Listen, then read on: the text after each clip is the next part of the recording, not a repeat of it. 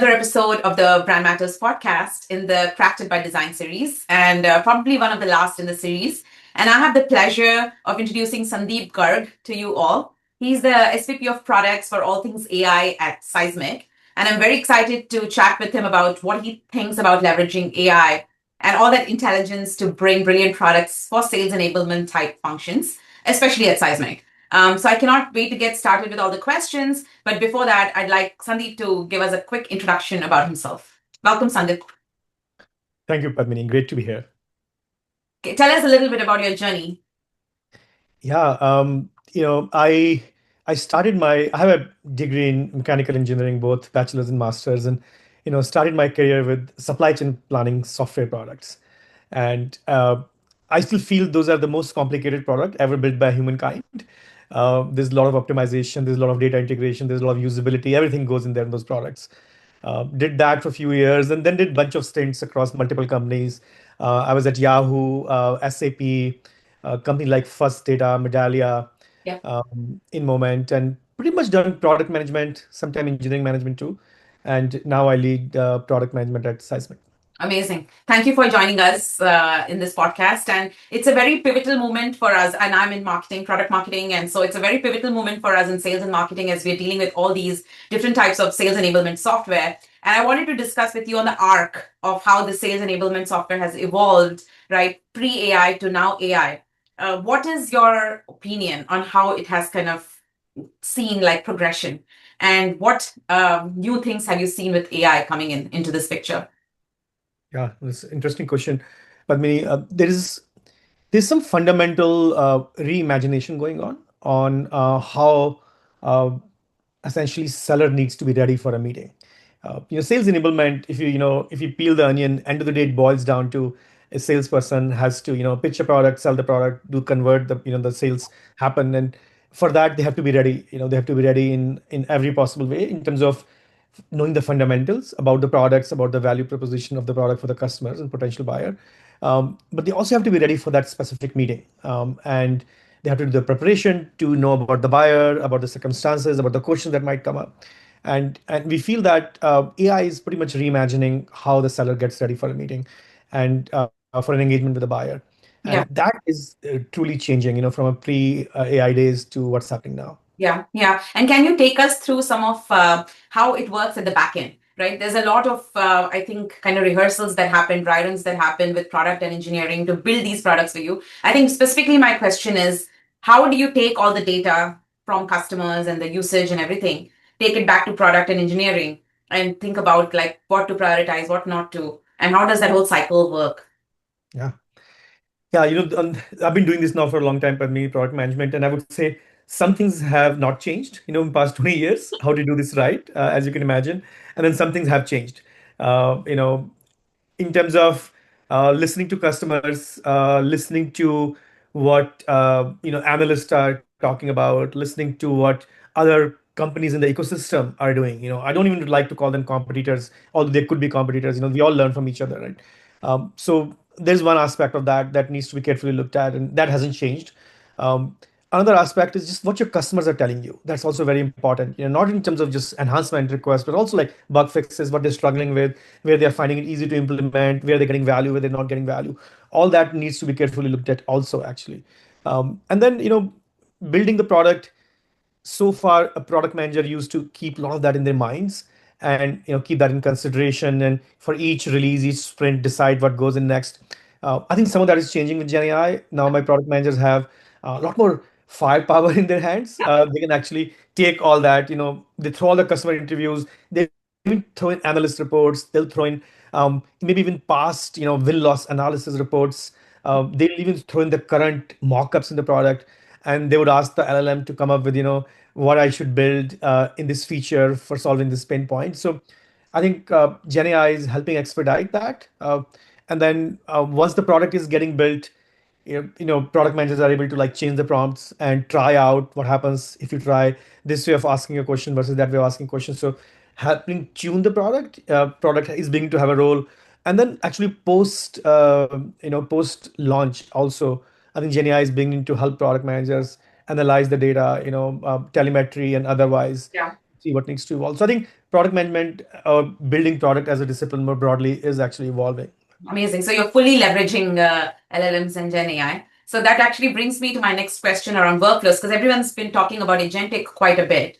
And a lot of the processes are being automated, right, with agentic. And I'm sure that there is some of that in what you're doing today. Can you give us some use cases of how you are using agentic systems to make life easier? Yeah. So there are two categories. There are two broad categories. Some I could talk about, Padmi, what we're doing in product management as a discipline, as you know, just practice our skills and practice our art here. So some tools that we use as a product manager, but then there are things that we're building in the product that we are selling to our customers, shipping to our customers, right? Which way do you want me to go first? I think customer centric would be better. Okay, sure.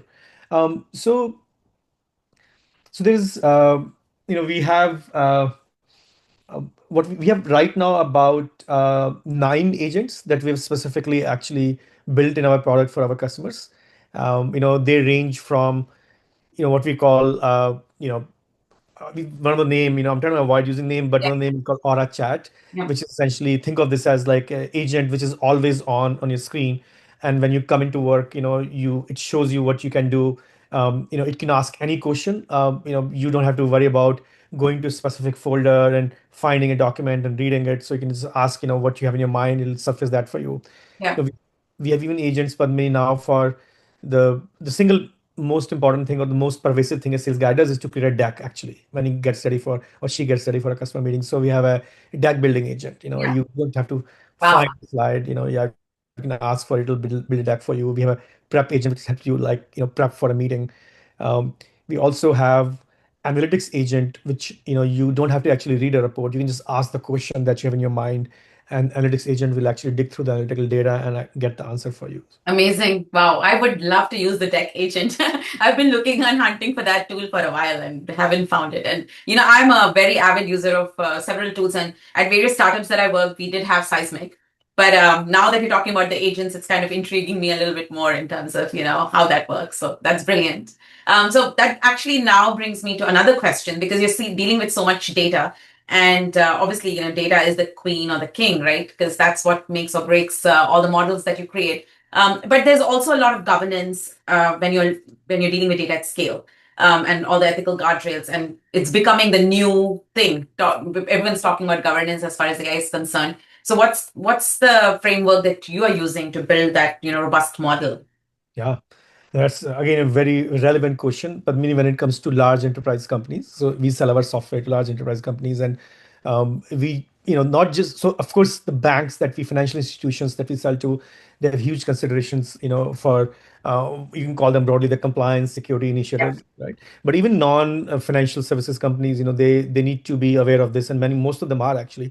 So the paradigm that we look at is our framework to think about is that we have a lot of contents a lot of content in our platform.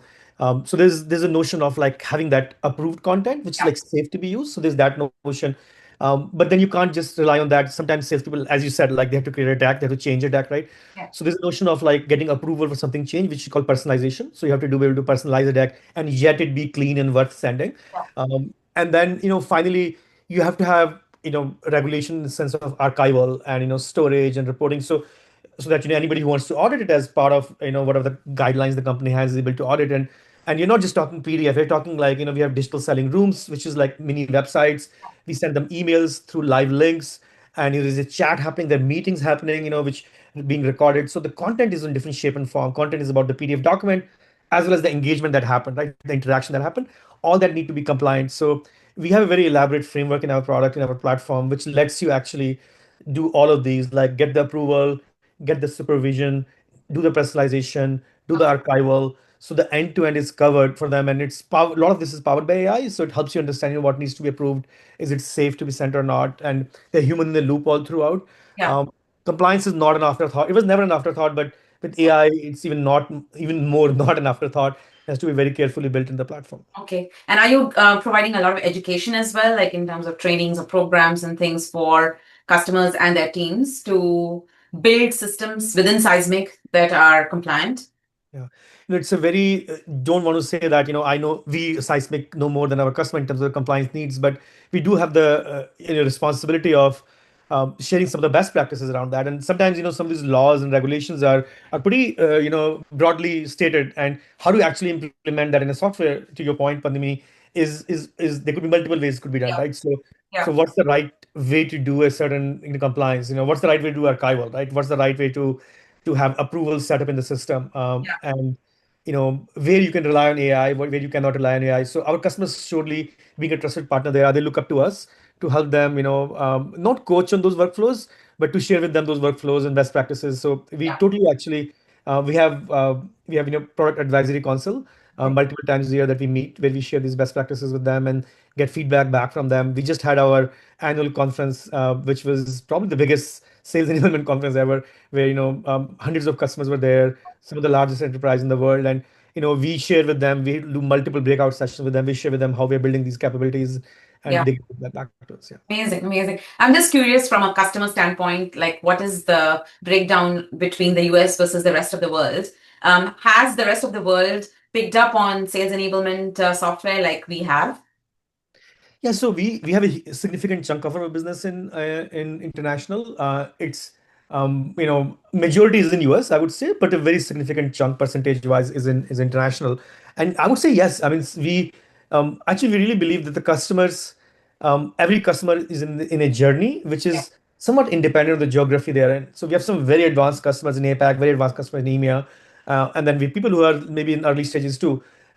And some of it depends on which where they come from. Some of our competitors are not as advanced in their product capabilities, and they have still the basics. So if an enterprise was using one of our competitors, they're likely to be in a very early stages. Then we work with them and help them ramp up. And the customers who have been with us for some time, you'll find them typically very advanced in the sales and workflows. Okay, cool, cool. Okay, I'm kind of, we are at the end of it, so we're wrapping it up.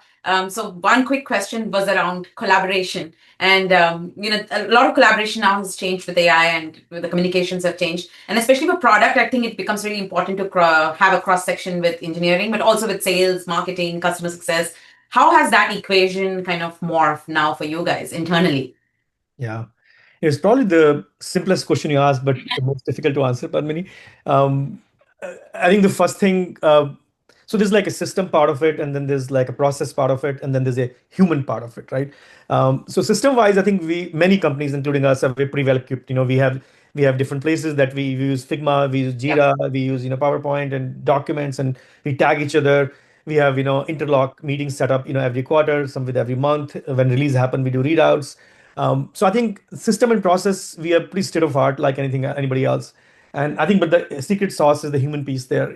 I mean, do you want to collaborate with sales? yeah, Do you want to collaborate with marketing, right? And it comes from the leadership. So if people in leadership actually see them as a partner and truly want to collaborate, and they put in effort and hours, then people who work with you in the teams, it rubs onto them, and they want to do that too, right? So I think leadership has some extra responsibility, extra burden, and to make it happen actually. And if that is there, systems and processes fall in place, right? But if that is not there, or people get too busy, it's not that everybody does not want to do that. Sometimes people get too busy, then those things suffer. But I feel that your sales, your marketing, your customer success, those are like your eyes and ears into the world. So it's very important for an R&D organization to actually make an explicit effort to continuously is the yeah. real word, right? To listen to them and to have both way communication. That's how you build the best product, and no doubt in my mind. You cannot always possibly talk to all the customers. Yeah, yeah, amazing. And then what's your advice to the new breed of product leaders that are coming in? And there's so many of them going to different schools, Ivy League otherwise, right? What would your advice be to all this new Gen Z guys? Yeah, yeah. Um, I think that's again a very deep question. I would say. I think my single biggest advice is that there's something fundamental about being a good product manager, which is you should do the right thing, and that does not change. I think that's the principle everybody should uphold in their mind. A product manager has disproportionate amount of responsibility in making sure that they do the right thing. It's a very leveraged function. Yeah, If a product manager is doing a great job, it just reflects in everybody around that. It reflects in engineering output, sales, marketing, CSM. If they're not doing so much good job on the other side, it reflects also actually in a disproportionate way, right? It'll just bring down everybody else. So I think it's very important for a product manager to do the right thing always. And if you keep that as a goalpost, as the thing you hold on to, then you'll always find the tools. Now Gen AI is coming, right? My product managers are using Gen AI almost every day in their job. And so they're doing things very differently, you would say. But has the fundamental thing about what makes you a good product manager changed? It has not. yeah, It's about building product that customers love. and it's about building products that your enterprise is strategically aligned to building, right? Yeah. If you keep both of these principles in mind and truly believe in that, right, Yeah. you'll pick the right thing to do. And that's my advice to anybody who wants to be a product manager. It's not about learning how to write a PRD. It's not about learning how to use Gen AI. It's not about even talking to customers. Those are the artifacts that will fall in place. But do you truly believe in doing the right thing? Keeping your bigger goal in mind. And if you have that in your mind, you'll be a great product manager. Yeah, it's coming a full circle for me because I was talking to so many other product folks and they all kind of resonate the same sentiment. And the sentiment is that you are the owner, you are the GM, you are the CEO literally of your product, right? And so the way you are navigating with the teams and with, the product itself shows and percolates across everybody, right? So that's really important to do. And then it will speak for itself. Thank you so much. Yeah, thank you so much, Sandeep, for joining us today and for sharing all this insight. I'm so glad that we had this conversation. And for everyone else, we'll see you in the next podcast. Thank you so much. Thank you, Padmini. Good to be here.